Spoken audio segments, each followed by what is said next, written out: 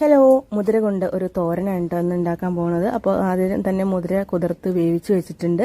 ചട്ടി വെച്ച് അതിലേക്ക് വെളിച്ചെണ്ണ ഒഴിച്ച് ചുവന്നുള്ളി, കറിവേപ്പില, വറ്റൽമുളക് ഇട്ടിട്ട് നന്നായിട്ടൊന്ന് വഴറ്റിയെടുക്കുന്നുണ്ട് കേട്ടോ. നന്നായിട്ടൊന്ന് വഴറ്റിയെടുക്കുക. അപ്പോൾ ഉപ്പിടാതെയാണ് കേട്ടോ മുതിര വേവിച്ച് വെച്ചിരിക്കുന്നത്. അപ്പോൾ നന്നായിട്ട് ഉള്ളിയും വറ്റൽമുളകൊക്കെ നന്നായിട്ടൊന്ന് വഴണ്ടതിന് ശേഷം അതിലേക്ക് വേവിച്ച് വെച്ചിരിക്കുന്ന മുതിര അങ്ങ് ചേർത്ത് കൊടുക്കുകയാണ്. അപ്പോൾ നന്നായിട്ട് വെന്ത് കിട്ടിയിട്ടുണ്ട് കേട്ടോ മുതിരങ്ങ. അതിലേക്ക് ഈ സമയത്ത് നമുക്ക് ആവശ്യത്തിനുള്ള ഉപ്പ് അങ്ങ് ചേർത്ത് കൊടുക്കാം. ഉപ്പും കൂടെ ചേർത്തതിന് ശേഷം നമ്മൾ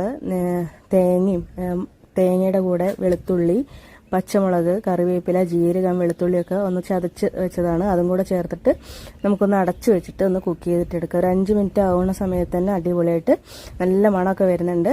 അങ്ങനെ നമ്മൾ ഒന്നും കൂടെ തുറന്ന് ഇളക്കി കൊടുത്തിട്ട് നമുക്ക് വീണ്ടും ഒന്ന് വേവിച്ചെടുക്കണം. കാരണം ചട്ടിയിലായതുകൊണ്ട് അടി പിടിക്കാതിരിക്കാൻ വേണ്ടിയിട്ടാണ് ഇടയ്ക്ക് ഒന്ന് തുറന്ന് ഇളക്കി കൊടുക്കുന്നത് കേട്ടോ. അപ്പോൾ അങ്ങനെ അടിപൊളി മുതിര തോരൻ ഇവിടെ റെഡി ആയിട്ടുണ്ട്. കഞ്ഞിയുടെ കൂടെ